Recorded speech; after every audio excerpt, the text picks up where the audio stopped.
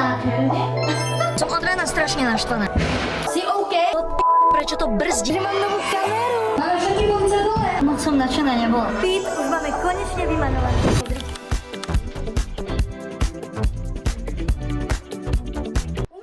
Máme tu ďalší vlogísek a v tomto vlogu budeme pracovať na tomto byte. Trošku ešte tak laicky, pretože veľmi veľa cestujeme a máme ešte toho stále veľa. Máme ísť za pár dní na dovolenku na Moravu, ale nebojte sa, bude to trvať asi len 5 dní a potom do bytu pôjdeme v plnom prúde. Takže tento vlog berte s rezervou. Zistili sme tu milión vecí, ktoré sa dokafrali, hej. Napríklad, že v tomto byte je jedna vec rozbitá, o ktorej sme vôbec nevedeli.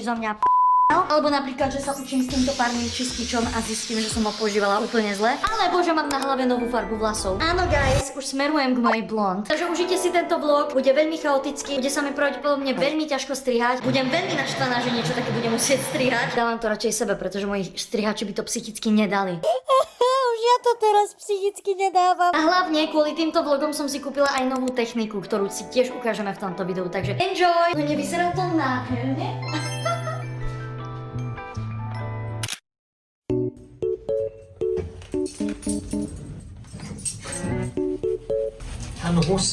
Jan Hus.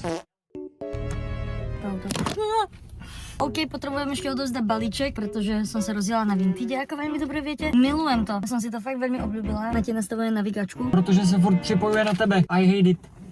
Furt sa auto pripojí na mňa. Niekto nám otvoril bránu. OK, tak ja asi vystúpim, čo ty na to? To je super, když tam mám kde zaparkovat. No tak na blikačky sa tu nejak postaví. Pešli, nemám posielať balíčky. Hneď tu sa mi to otvorilo. Typka, užívaj balík.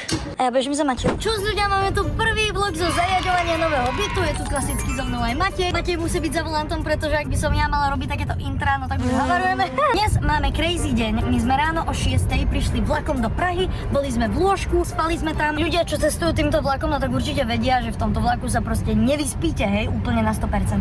Takže potom sme dlho spali u mňa doma a proste sme takí, že máme tak ako 50% spánok a máme dneska toho veľa, pretože máme večer aj meeting. A zase jsou tady ty retardéry. A zase sú tu tie retardéry, no. A to som chcela povedať, že aspoň sme sa rýchlo rozhodli, že máme hoďku na to, aby sme vyšrubovali poličky v byte, hej. V spálni, pokiaľ ste videli byt tour, tak sú tam také poličky namontované, také typické možno ikácké alebo nejaké zisku. A úprimne sme sa zhodli na tom, že by sme viac preferovali nejakú lepšiu